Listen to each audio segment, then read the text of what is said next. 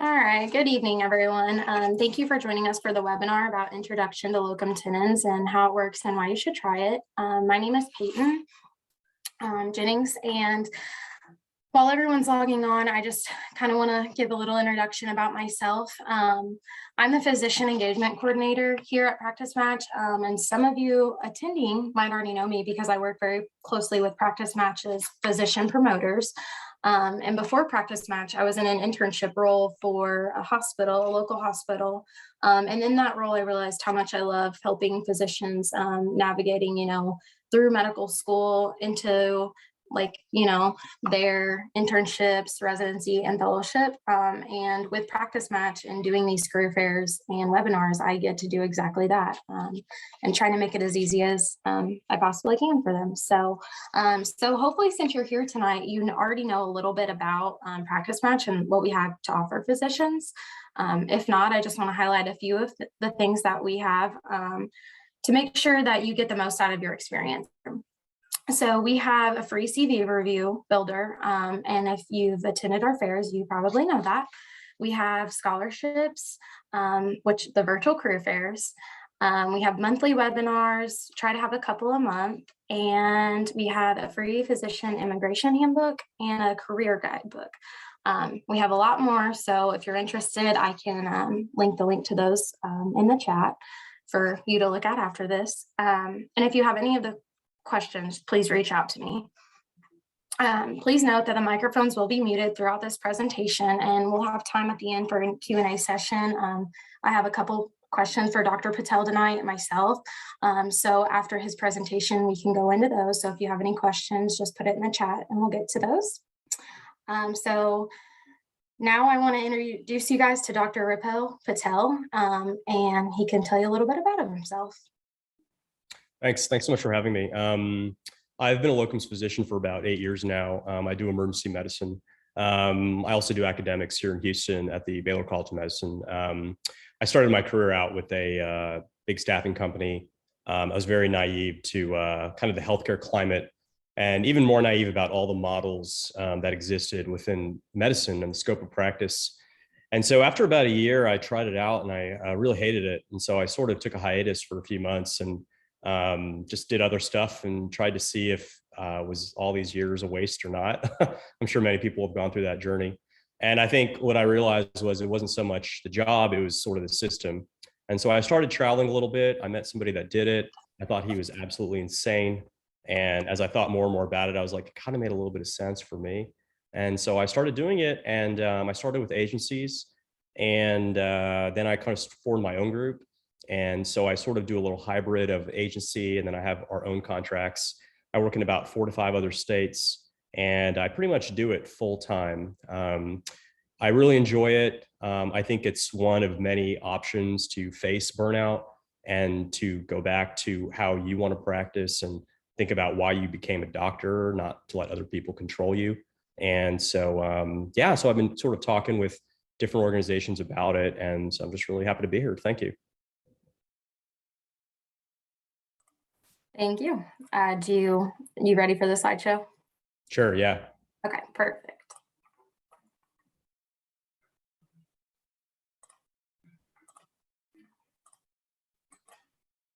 I'm also having Wi-Fi issues, so if my Wi-Fi fades out, it's not because I hate everybody and I'm just like, screw this. So just bear with me, I'll log back in. Can you see my screen now? Yeah, I can see it. Okay, perfect.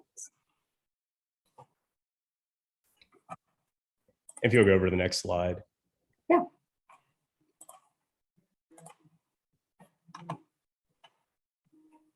And I guess one more over.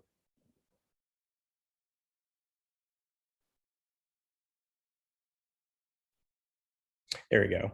So this is just a slide show, just 2 slides. I really hate slides. They're kind of boring. So I'm not going to bore you with all these. I think it's much more interesting just to ask questions. But this is just a very generic, I guess, for people that maybe have not done locums. It's basically temporary assignments, as you guys know. It can go from PAs to NPs.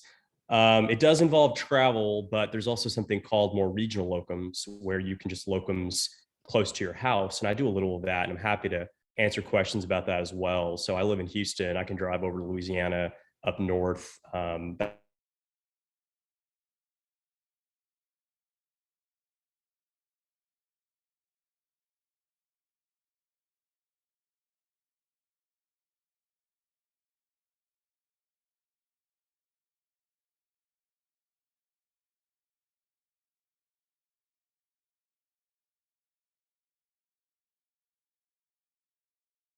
and they're always going to have a long-term need. And I work in these places where everybody travels to go there, including places like Northern Arizona, places like Nebraska as well. Agencies help out the physicians to get the licenses. The pay rates can vary, very much so. I call it geographical arbitrage. Very much where you work can dictate how much you make. And I think money is something important to think about. If you're going to travel and do locums, you should be compensated extra for that sacrifice of doing it. Most locums, pretty much all locums I can think of, are 1099s, which I really enjoy. There's great tax benefits, tax write-offs. You work for yourself, and you work, generally what most people will do is work with agencies. So you're partnered with the agency, you're not aligned with the hospital.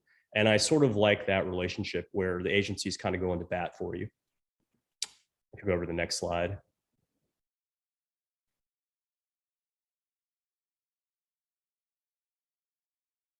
This is the last slide here. I could go on and on about sort of all the benefits of doing it. Flexible scheduling, you make your schedule. It's funny, I work in Houston with my awesome residents. Some of them are on here, and people just don't understand. You can make your own schedule. You can dictate when you want to work. If you want to take a month off, you take a month off. If you want to do days, nights, it's really up to you. And I think that's something a lot of people don't realize they're able to do even when they start doing locums work. The compensation is generally higher. And as I mentioned, with pre-COVID and COVID, it sort of changed a little bit. But now for emergency, the rates are very high. And as they should be, because once again, you're traveling to a new place, learning a new EMR, meeting new staff. And so it is challenging. And I think most importantly, you're leaving your home for that. I started prematurely in locums, just doing it because I was like, if I don't do this, I'm just going to quit medicine. And so I started doing it, and I live here in Texas. So I started working on the border towns.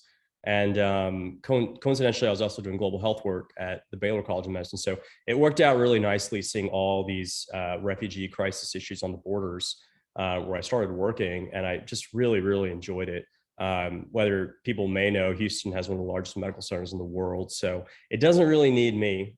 Whereas I feel like other parts of the country could really use board trained, board certified physicians like you guys on here. And so it's very nice. I think people are very grateful. You work in tinier hospitals where there's less politics. And I think for the travel and adventure, to give you an idea how naive and dumb I was about it, I didn't even think to start working in other states. And my agent with, I believe with Comp Health at the time was like, you should look into New Mexico. And I just never been. And so I've really been using it both for higher income, serving rural populations, scheduling, but also just travel. I'm working at a new place south of Las Vegas. And so I get to sort of, bang out about 4 or 5 12s and then spend the weekend in Vegas watching shows. And it's really fun. And I wouldn't probably be able to do that really on other schedules. And so, and then I like to travel a lot and other things, which I can take weeks off for. So that's kind of it. And I'll just sort of turn it over to Q&A after that. All righty, perfect. So I've kind of jotted down a few questions to ask you myself. And I see that there might be a few questions in the chat too. So I'll go ahead and go over those as well in a minute. But one of the questions that I have for myself, the first one would be, what are some of the benefits you've experienced practicing locum tenens, and what do you like most about doing that work? I have obvious authority issues working in healthcare. I've known that from day one when I would get bad evaluations in medical school. It carried me through. And so emergency, whether people know, it's getting extremely corporate, as are many other specialties. And I think some people can work in that environment. And I think emergencies, like a lot of specialties, very high risk. And so I like being independent. I like that it's my time, my contract, my S corp. And I really like the fact that if things change at a hospital, and I can't even explain to you how many variables go into my job every day of new medical director, new assistant medical director, new nursing staff, no nursing staff, new CEO, new this, new that. And things are just always changing. And that's not all my hospitals, but a good amount of them.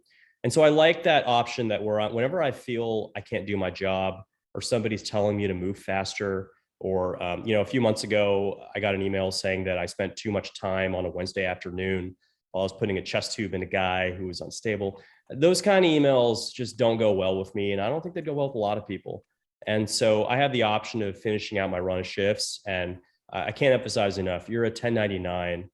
You're like a plumber with 10 different houses you're servicing plumbing for. You can not go back to any one of them after you finish out your run shifts. And I like that commitment. And I've had a pretty stable group of hospitals now. I mentioned before, I really like serving the populations where they just have a hard time getting board trained, board certified physicians to come out there. And as more and more of America is gravitating towards urban cities, I think that need is always going to be there. I live in Houston. We're close to Austin. Boy, are the markets saturated here. There are still jobs, but they are saturated. So I want to be paid what I think I'm worth. And I think everybody should say that to yourself. You should be paid what you're worth, and it's not fair. And so those are all things to think about as you explore locums work. Okay, nice. And then what are some of the challenges that locum tenens, that physicians new to that should consider?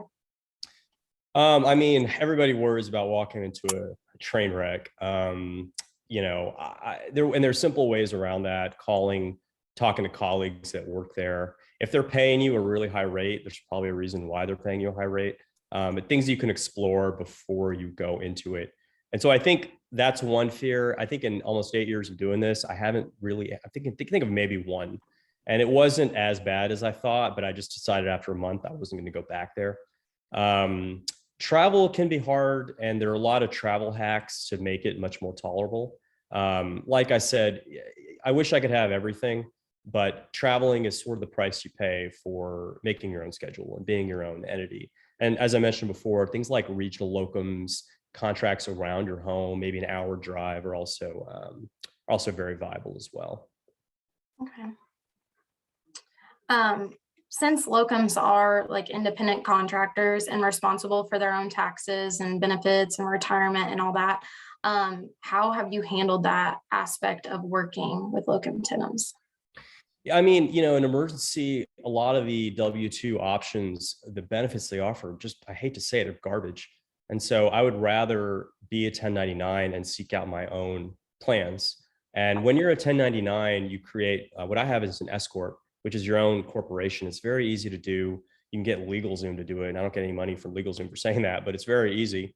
And then you can basically funnel all your car stuff, disability, your health insurance, all through your S Corp, and you get tax write-offs from it. Not to mention all your travel and everything that would be a business expense. And so I think that's a hurdle people think about, but it's really not as hard as long as you just set up the S Corp one and then get a good CPA. And I'd done a previous talk with Locum Story with 2 CPAs that pretty much do locum stuff. And so there are people out there that can really make your life a lot easier. And that person will do your bookkeeping and your taxes. And that's pretty much it. Once you have everything on cruise control, I think things work pretty well. Okay. How do you decide which assignments to take from, like, which locum assignments? Yeah, and I think that's kind of an inward journey of, what you want. I think a lot of physicians have a little Stockholm syndrome of, this is it. I live here. I can only work with these 2 places. And locums, really, the world is open to you. I have a friend going to New Zealand. I have a colleague who does anesthesia who just got back from the islands while he actually lost his job for corporate reasons and then decided to do some locums work. So I think you need to ask yourself what you want out of it. Do you want acuity? Do you want to beef up your skills? Are you looking for pay, more money? Are you looking to travel? One of my hospital's friends in New Mexico, his mom's ill. And so he has a license in Massachusetts. And so he's locumsing at a hospital near there so he could be there close to his mom. So the options are just unlimited on what you could do with it. Personally, I just like a place or 2 where I can travel. I like working in New Mexico, serving the populations there. And I like being close to home as well. So I just sort of mix it up. So I have a little bit of everything. And then I spend a week here in Houston working at our county hospital with our residents. And like, can you give me like an example of like what the process is when starting a new assignment and like entering a new environment? I know you said you kind of like to mix it up a little.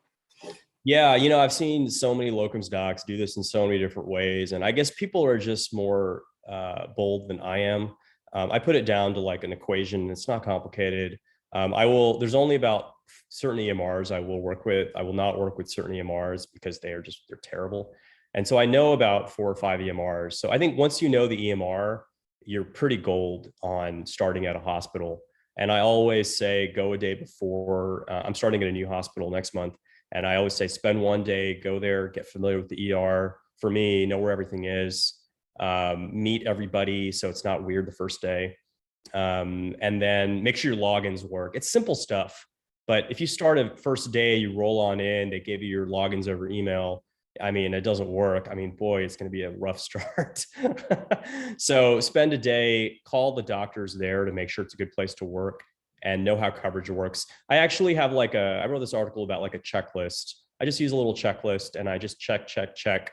What is your EMR? What's your video scope? Who's on call? What do I do with pediatric patients? All this simple stuff. And I've been using that same one for about 7 or 8 years. It's on one of the Locum Story blog posts. And it's pretty much gotten me through anything I would need to know. So yeah, but I can't stress enough. Just give yourself one day for shadow shift, and everything else should be pretty easy to go. And that list, I think I put on there, it's been over years of painful mistakes I've made where, oh, my login doesn't work. Oh, I need to read an x-ray and radiology is not going to read it, but I don't know how to log in. Oh, I have an obese patient that needs to be intubated. Oh God, you don't have a video scope. So just things to think about so that your first day is pretty smooth. And I think on the flip side, when you go in there and you sort of do really well on your first day, it feels pretty good. And the hospitals will really want you to come back. Do you recommend this to like early on physicians? Yeah, my children, I call them my residents, who I love to death. They ask me this question all the time. I don't see why not. I know people look at it a couple of different ways, and it's specialty specific as well. I know for emergency, the variation is you're going to work in places with minimal backup. So buck stops at you, basically. I know emergency medicine residents that come out from programs in the US are pretty stinking good. So I don't see why you wouldn't be able to do it, especially with your skill set being so close to your boards and everything. I tell my residents, start maybe part-time and do maybe part-time PRN around your city and maybe some part-time locums. And then see if you like it. And it may not be for you. You may not like the travel. You may not like running your own sort of business. And you're sort of a freelance free agent physician is what you are. And some people love that autonomy, some people don't. And I enjoy it personally, but it's not for everybody for sure. But I say give it a try with an agency. I call agencies like training wheels, and they will guide you through sort of what's available, how the credentialing will work, all that stuff.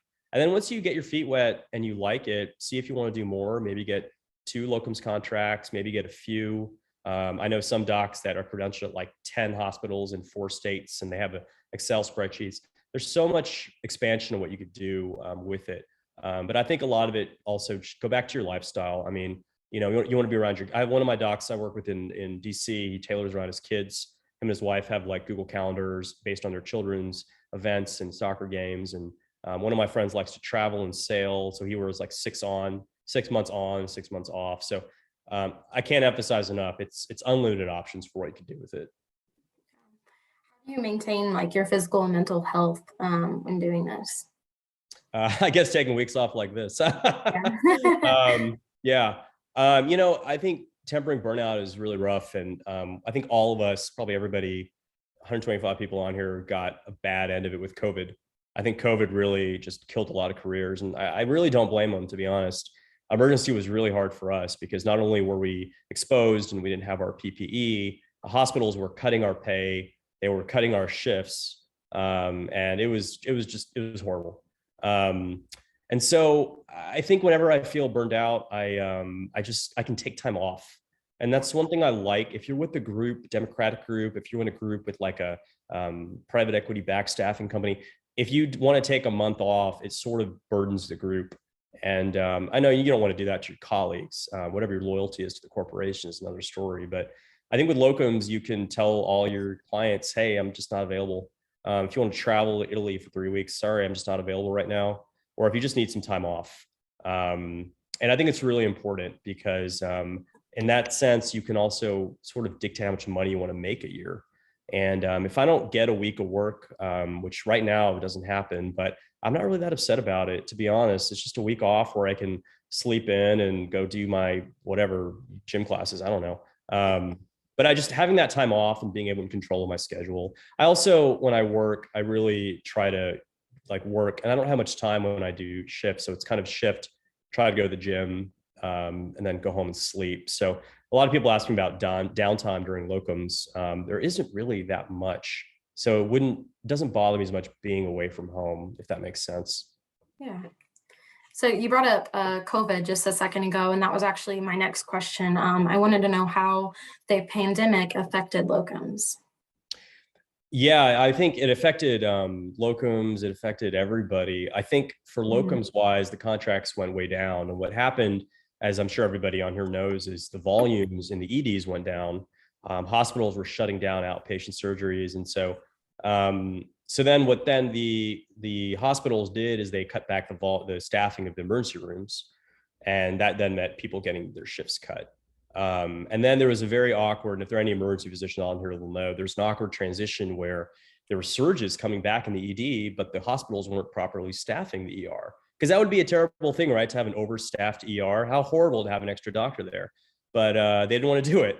And so that made some places I worked at sort of not safe to work at because my APPs, my NPs weren't there because they had been furloughed. And I think it really jaded a lot of healthcare providers, but I think in a good way, it sort of shook us a little bit and made us step back and say, I need to kind of reassess my career. I thought my career was pretty stable, and the pandemic really showed me that we're always going to have a job in healthcare, but it just wasn't as stable as I thought it would be. And I've sort of restructured my locums practice sort of around what happened during the pandemic.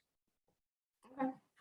Well, I've kind of been taking, that's all my questions, but I've kind of been taking notes throughout this. We have a couple questions in the chat box.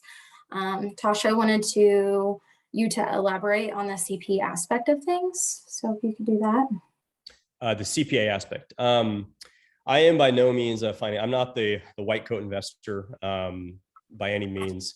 But I do know you want to look into finding a good firm and a good organization that is familiar with how locums works and how multi-state taxes work. And I'll keep it as simple as possible because my mind is not tax oriented. A lot of companies don't do it well. And I made the mistake of using one or two, which were not that great. And I think the other advice I would give is, so I just basically Googled, and I think we've done a talk about this. I'm sure they can provide a link for that. There are several kind of CPA firms that will specialize in this, and they will educate you on how it works, setting up the S Corp, how to do your taxes, maximizing your deduction. You'll be the president of your company and kind of ways you can minimize your tax burden, basically. The other thing I'll say is the nice thing about some of these companies I've seen, and the one that I have, is your bookkeeper who's managing your payroll and your CPA are sort of in one shop. And when they're communicating with each other, it prevents mistakes from happening. I'll just leave it at that.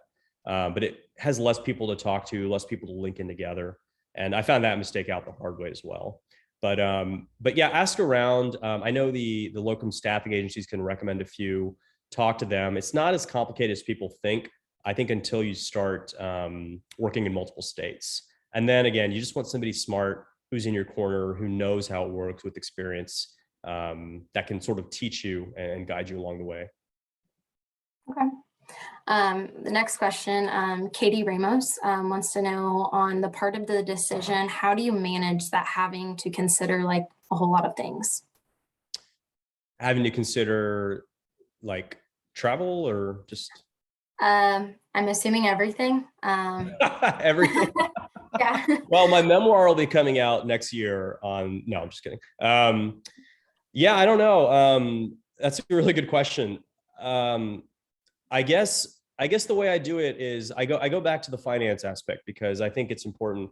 that we all be financially stable. We all earn that for everything from PAs to NPs to everybody on this chat. But I sort of structure my yearly goals of how much income our group wants to generate. And I really don't want to work anymore beyond that. I don't think I need to. And if I do, it's great. And so I think that then backlogs to what I do. And what we do is I divide the year out into 4-month blocks. And in that 4-month block, I try to hit a certain income target. And then when I've sort of fit that out, I sort of see where I can take more time off to go to family events, to travel abroad, to get involved in stuff here in Houston or medical school. And so that's kind of a guiding force for me, just to make sure I'm hitting the targets for like retirement, for savings, for little small things I want to, like savings accounts and stuff. And then with that, I can then structure my travel stuff when I want to be out of the country, and then structure my work schedule around that. It does get a little trickier when you have a lot of hospitals you're working at. And most of the hospitals I work at book pretty far in advance. And so I can basically have my schedule done a few months before I'll start there. But there will be hiccups where you may have a week where you don't have work. But as you do it more, you PRN at more hospitals, you locums at more places, so more options become available. I know you kind of just went over that, but I'm just going to highlight the next question that we had from Kelsey Jones. She wanted to know, what are the things to consider when taking a new job, and how do you manage things when you have so many variations? So, yeah, like I said, I think people think locums is very chaotic. It's actually really very, very structured. I will fly out at X time. I will get there at this time. I leave little suitcases with all the stuff I need to cook. Back to like sanity, I like to cook all my meals. I figure out where the little gym is. And then I'll show up there, I'll do my shifts, and then I'll come home. So it's a very structured, I like to work a structured schedule. And if you like that, if you want to be just the night guy from Tuesday to Friday, that's what you tell the agency. That's all I want to do. If you only want to work weekends, so you can have the weekdays off for your kids, that's what I want to do. And so I have a very like structured week 1 academics, next 3 week, usually locums. And then occasionally I'll take my vacation times in between there. But it's actually about more structure than I'd probably even have working at a regular job. Barring that, I think the health part I talked about, I try to, fit and cooking meals and stuff. I really try to minimize my travel. I used to do crazy stuff and fly to Vermont, and you have connections and driving 2 hours. I try to minimize it now where it's really a connecting flight, less than an hour drive. And I think if you do that, it makes it easier. And if you can drive, boy, that makes life a lot easier as well. the next question in the chat is from Melinda. Wants to know how you manage the stress accompanied with working, and what if taking time off comes with lots of uncertainty, like when to complete the stuff that is on your desk? Stuff on my desk, like just, I guess, general admin stuff. Sorry, sorry, I missed the question. Ask me the question again. Melinda wants to know how you manage the stress accompanied with working, and then what if taking time off comes with lots of uncertainty about when to complete the stuff that's on your desk? I'm assuming like when you get back to work, how, to complete all that stuff, to catch up, kind of. Right. No, that's a really great question. Like life admin, basically. Yeah. I think when you do locums work, when you work in so many, and I use this for emergency, but I think this could really apply to a lot of specialties. When you work in so many places, I think I've worked at over 40 ERs in my 8 years, between agencies and then direct contracts, places that stopped having needs. And so I feel like I've worked in so many places. I've seen so many practice models.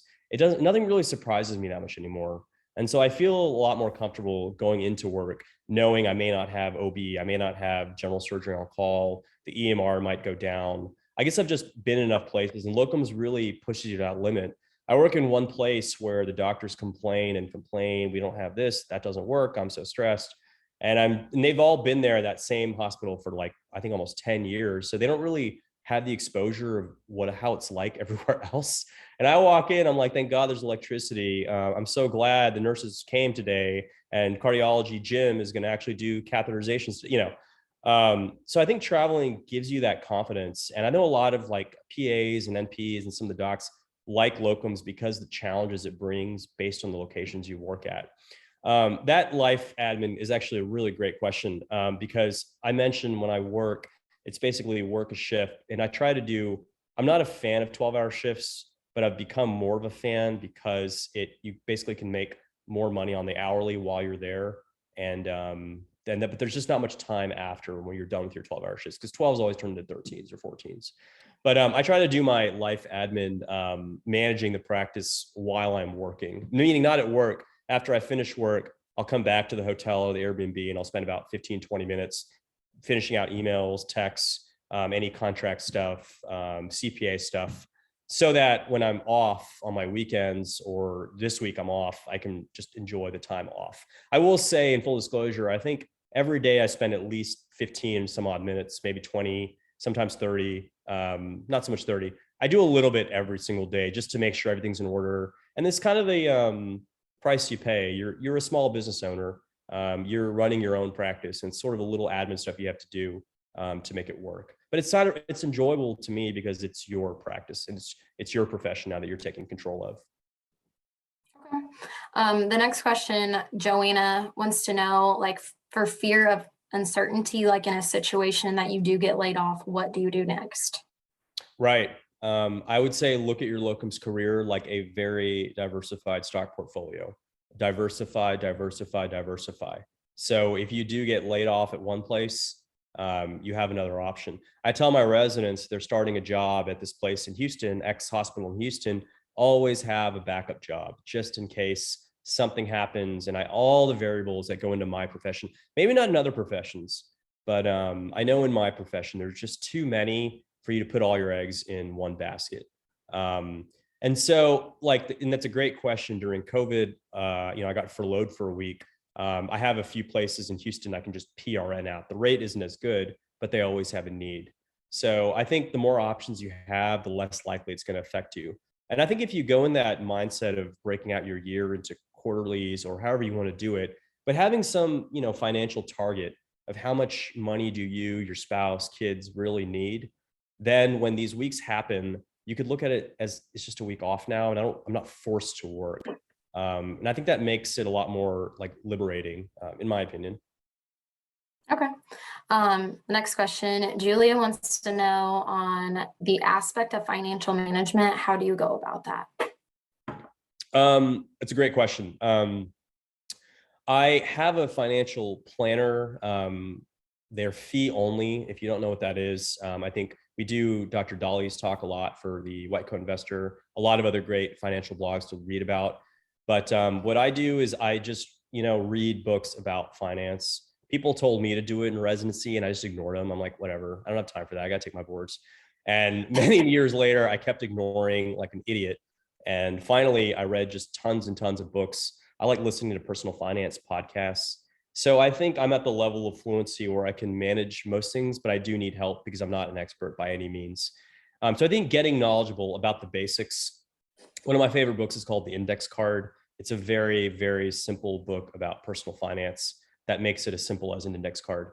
But getting knowledgeable and then finding people that could basically guide you through it, and just saving. Like I said, you'll make more with locums money. You'll get a lot of good tax write-offs. So yeah, I just get educated on it. Don't be a fool. I tell my residents now, start learning a little bit now. So you know the basics of rent versus buy, doing your mortgage, your disability insurance. And like I said, all that stuff bores me to tears. I have absolutely no desire to start any financial blog. It's so boring. Let somebody else do it, but learn from what they teach you so you can go back to practicing medicine. Yeah. Okay. The next question is from Ashley. She wants to know what advice you have for physicians when it comes to credentialing for locums. And are there certain documents that they need to keep gathered in a folder to make the process easier for themselves? And if so, what documents do you recommend? That's a really great question. As you start your locums journey in whatever specialty you're in, every document you have, create an online drive, do Google Drive, do whatever drive you have, scan it and name it, and put it in a credentialing folder. And so what I do, and it's funny, when I go to our national conference every year and talk to locums docs, we all do the same thing. We just fill that folder with everything under the sun. Your DNA code, your credentialing forms, I don't care what it is, your romantic interest, put it in that folder and then send it to the credentialing person and let them sort it out. But I have all my ACLS, ATLS, PALS, scan it, put it in the document or in that folder. And then when they need all the forms, just send it to them and then let them get back to you on what is still missing from that. I also tell them if I'm going to work, they should be pre-filling out your credentialing forms. I just did one in for a state I'm working in next month. They pre-filled out everything. I just sign.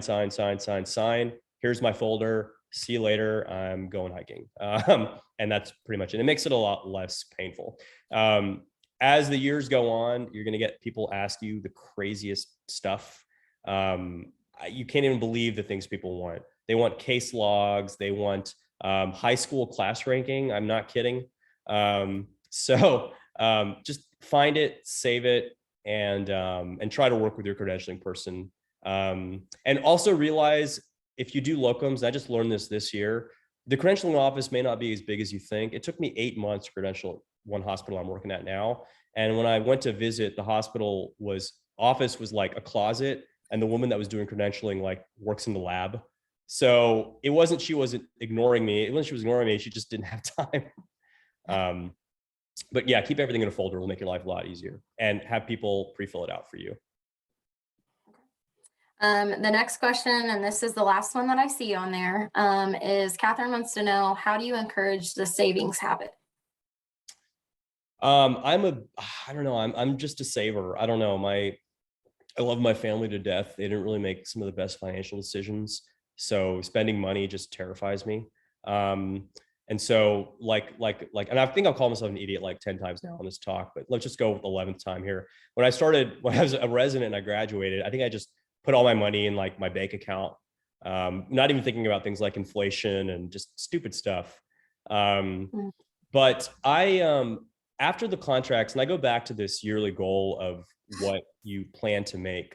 And then I basically sit down and I like a lot of financial books. I think Dave Ramsey's is one a lot of locums docs like to go with. It's not perfect.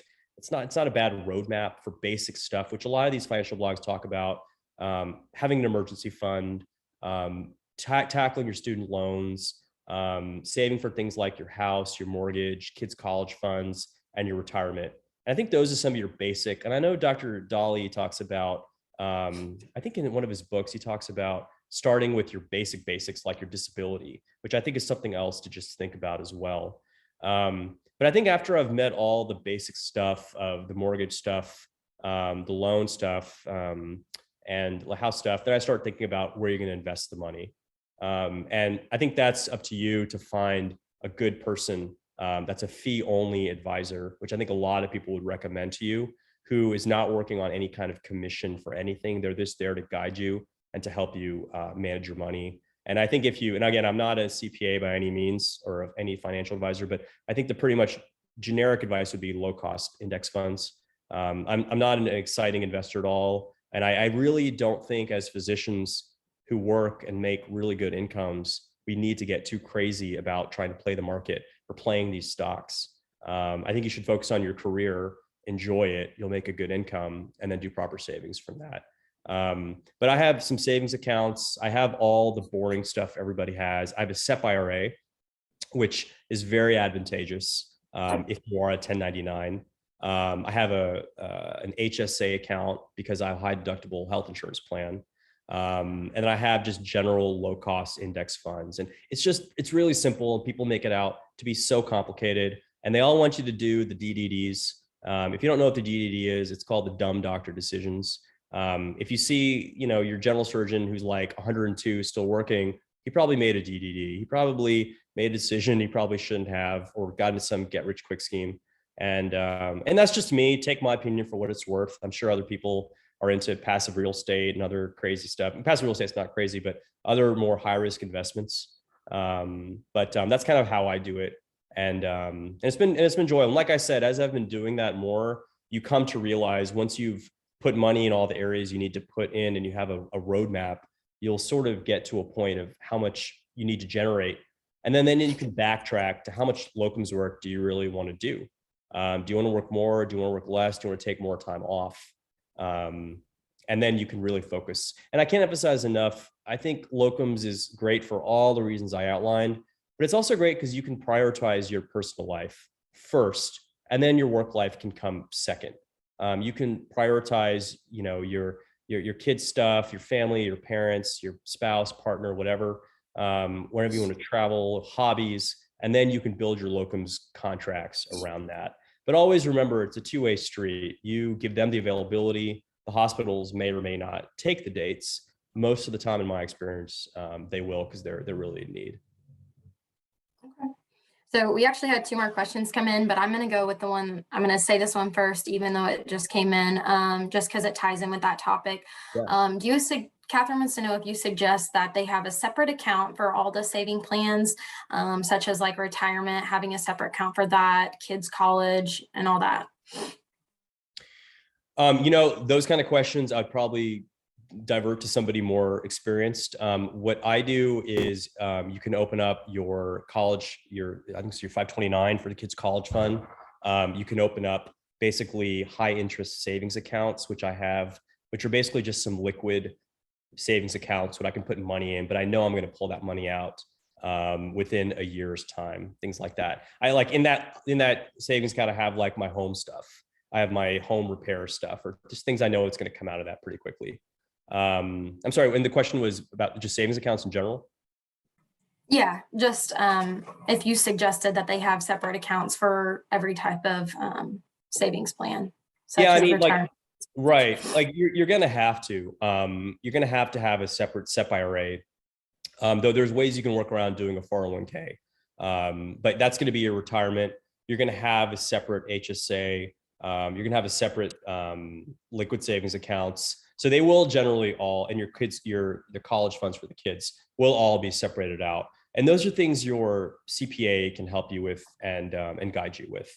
But I don't, it's not viable, I think, to merge them all together into one. Because really you get tax write-offs from doing each one of them individually. And then another question, Lauren wants to know how you decide which company to go with. Do you recommend signing up with several, or how do you go about that? Yeah, that's a really great question.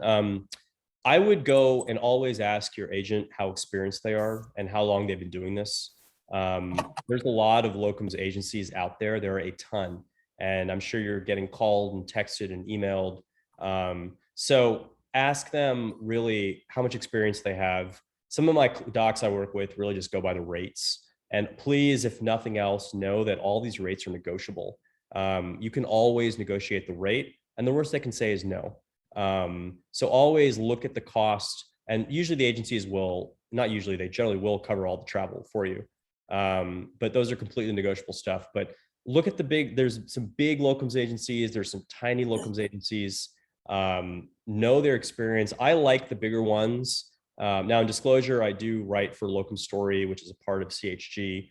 But I just like the bigger ones because they're more experienced. They have more people. They have all the bells and whistles to help you with your travel. If you have any problems there, and they have more familiarity with these hospitals and the contracts. But just understand there are a ton out there. But the plus of working with an agency is, remember, if you're not working, they're not making money. And so it's kind of a good relationship in the sense they want to get you work. And so I think starting with 1 or 2 is never a bad idea, maybe with 2 different agencies, and then see how you like it and go from there. And oftentimes, if you work with a really good agent, and I've worked with great agents really across the spectrum. I've also worked with a lot of bad agents, by the way, too. But I've worked with a lot of good agents who I've stuck with. I've stuck with one of my agents for almost 8 years when I started doing locums. And they will basically be there for you. And when they can see a need may go down or something, they'll be like, hey, we got another hospital, let's get you credentialed there. And so we can start that process. So you'll have 2 options, or if this one dies out. I know some docs work with all agencies. They credential with all of them. They have like 10 different places they work at, and then they can sort of pick and choose where they want to go. And I know some people that do hybrid like me, where they have 1 or 2, but then they do sort of their direct contract, so direct to client.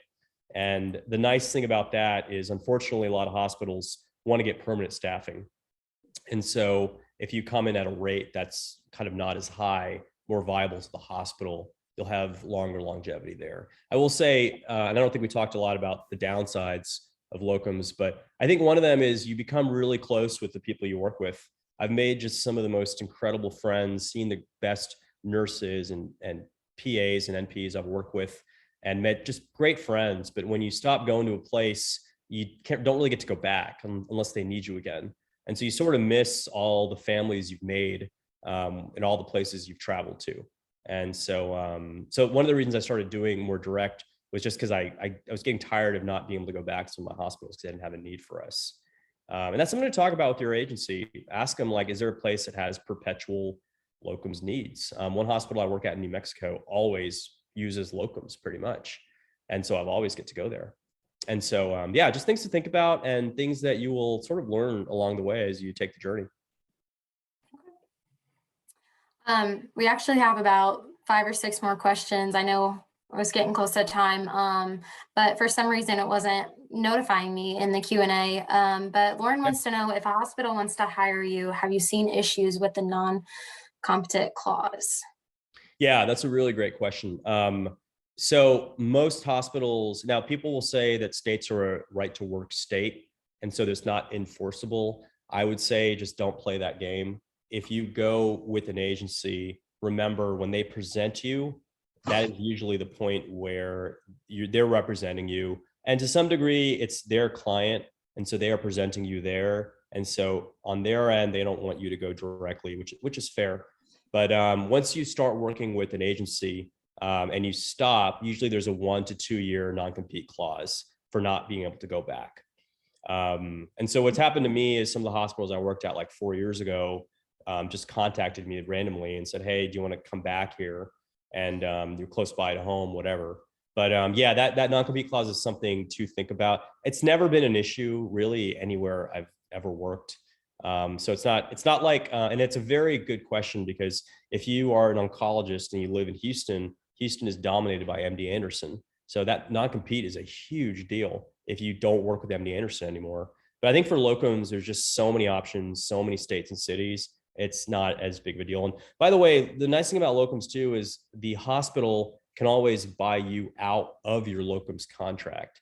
And so what that means is if you really like working somewhere, the hospital can say, hey, we want to buy you out of this contract so you can just come work with us part-time or full-time. And it's kind of like leasing a car, I guess. And I've had a lot of my colleagues have done that because they just really like the place they worked at. And so they arrange their own setup with the hospital. You did highlight a little bit of the advantages of working in locums. Do you have any disadvantages or challenges that, really stick out to you? Yeah, great question. I think I wrote a post about this called like Locums Horror Stories. I mean, like I said, walking into train wrecks is something you think about. It hasn't happened to me as much. Your shifts can get canceled. That's happened to me. And that's why it's really incumbent upon your agent to make sure that doesn't happen, getting a guarantee of those shifts. Traveling is always hard, but for emergency, I say you're going to lose time either sleeping or traveling, meaning flipping day, night, night, day, or just sticking to all days, all nights, and just traveling and getting it done. And I think just being away from home is always tough, as well as the thing I mentioned before about the contract sort of drying up, the work drying up, and so having to find new work. I think some people may not like working for themselves, which is totally fine. You don't have to make a crusade out of being the locums practice of America. A lot of my friends just live in Houston and work with a big staffing company here and just move on with their lives. And that's fine. And they're okay with that. And some people just don't want to do that. Those are the big ones. But I think for every negative, there's always a way out of it, which is why I probably stuck around doing it for 8 years. There's still politics in locums. It happens still. The difference is you don't have to go back. So when they get new directors, they bring in new this, new that. You don't have to go back anymore. A lot of my ERs are under-resourced, so they don't have the stuff that I need. But I go back to the 1099 clause of your corporation that you can purchase your own equipment. One big thing for me is emergency ultrasound. So I just bought an ultrasound and I can just travel with it. I just started a new contract where they don't have a proper video scope. So I've had my own video scope for years, and that's all a tax write-off because it's part of your business.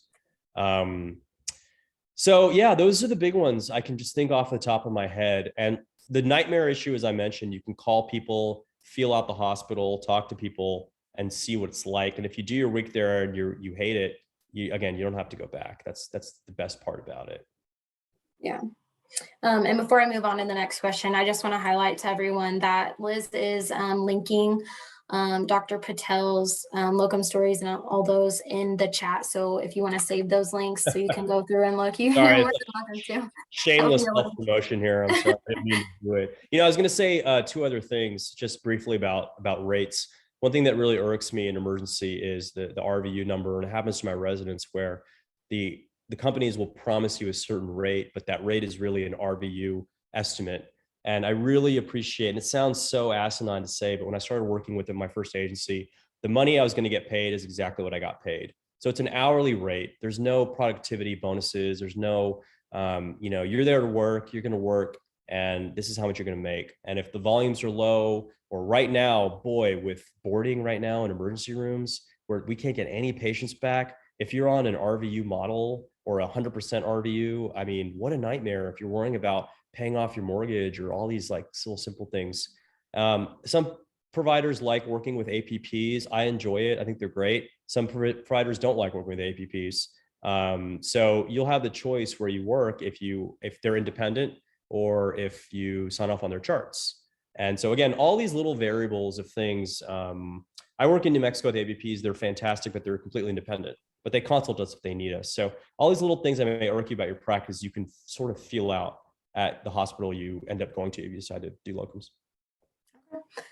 Gian wants to know if it is advisable for someone with a young family with all the traveling that you would do. Yeah, that's a really great question. I go back to, you got to be happy with your job. And I personally like traveling.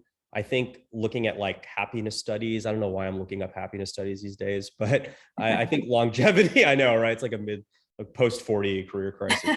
But I think longevity is a lot built on sort of changing up environments and meeting new people. And I was doing a talk with Locum Story today just about how I really appreciate going and seeing new people all the time, meeting new people, working with different docs, seeing how people do things. Emergency is fun, but it does get a little routine after a while. And so just having new faces and new things is just exciting. And I think the idea of me being in one ER every day for the rest of my life is just not something I could do. And so again, it's not great, but I've tried to just minimize my travel to where it's not as burdensome as people think it is. But I have a lot of colleagues that do it. They have kids, their wives. A lot of my colleagues' wives work remotely, so they can travel with them.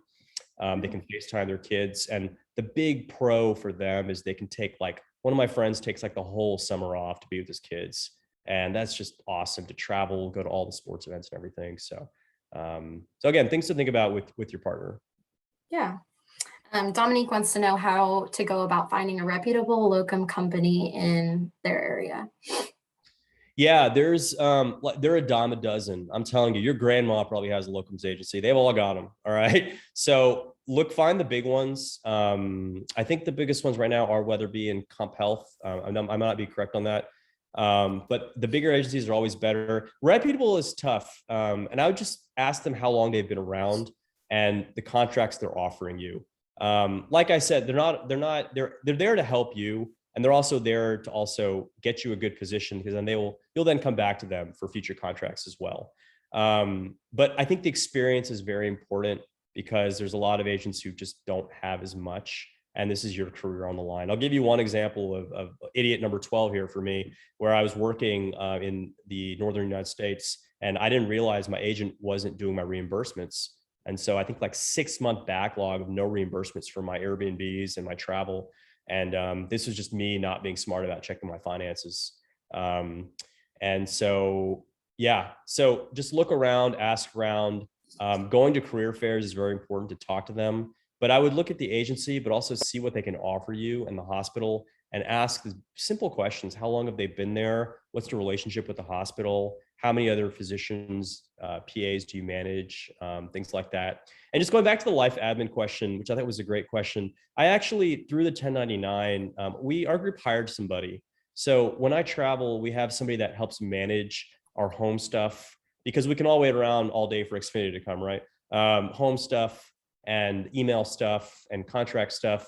So we sort of like turfed out that stuff to somebody, and we just pay them to manage our contracts and emails and stuff. And we have somebody else that manages our like stuff we can't do because we're traveling, car maintenance, house maintenance, errands, things like that. So that when we come home, that's money I'm willing to spend so I can just get more time with my parents and, you know, people here, my friends and stuff. So when I come back home, most of that stuff is already done, so I can just enjoy the time off. So, and again, if you're your own S Corp, your own entity, you can hire somebody as a 1099 through your group as a personal assistant or an executive assistant to do those kind of things. And I find that very, very useful.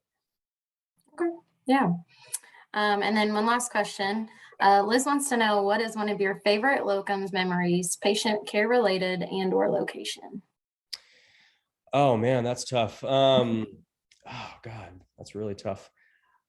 I would have to say working in Vermont was probably one of my favorite places to work. Though I just started working around Las Vegas. I don't gamble, but man, I love those shows. But I was in Vermont and in this rural hospital, and this really nice woman came in and she needed a paracentesis, which is like a draining of somebody's abdomen for fluid because they have liver disease. And so she had to travel, you know, miles and miles to go get it up to Burlington. And so when she came there, you know, I did it for her, and I was going there pretty regularly. And so I'd see her pretty regularly, and I'd drain her out. She's the nicest woman ever. And it sort of broke my heart. I came back, and that hospital got bought out by another hospital, so they didn't really need me anymore. And she called me. A lot of my patients like that, where I do procedures on, I'll give them my card with my cell number on it, and I'll say anything, just call me. And the poor woman called me, and she was like, "Hey, are you working this week? I need to get drained. I'm really swollen, and I don't think I'm going to make it to Burlington." And it really broke my heart because I wasn't there, and the doctor there was a family doc who didn't really do paracenteses. So I can't emphasize enough. It's really nice to bring like all your skill sets to people that I think really would appreciate it and need it. And it makes you better, and it sort of reconnects you back to why you became a doctor, really, to me. And I think when you get all that horrible background noise of this horrific healthcare system out, or just make it tolerable, and you get back to like reading about stuff of your specialty that you enjoy, I think you'll be better. I'm not saying it's perfect, and I'm not saying I found the answer, but it kept me through going now for 8 years. And I think EM's got a pretty high burnout rate. So, so I've been chugging along. So we'll see tomorrow. Well, I think that does it for all the questions. I've tried to go through the chat. Oh, Lauren said, thank you so much for your work towards humanity. You are inspiring. Oh, God. A lot of great feedback here. So I'll tell my mom that. She'll be proud. Well, thank you so much for your time this evening, Dr. Patel. And thank you all for attending and giving us, you know, questions to answer and getting the feedback you need. If you enjoyed this webinar, we do have more coming up. The next one will actually be on July 19th. It is a glimpse into multi-specialty integrated practice model with the Permente Medical Group. And if you just search our website too, we have all the other ones after that as well for upcoming ones. So thank you all. If anyone has any questions or wants to contact me, I'm always open to chat over email or whatever. So feel free. So. Yeah, awesome. Well, I have these links from Liz in the chat, and I can send those to you as well after the webinar is over. So perfect. Great. All right. Well, thank you all, and thank you again, Dr. Patel. All right. Have a good night. Thanks. Bye.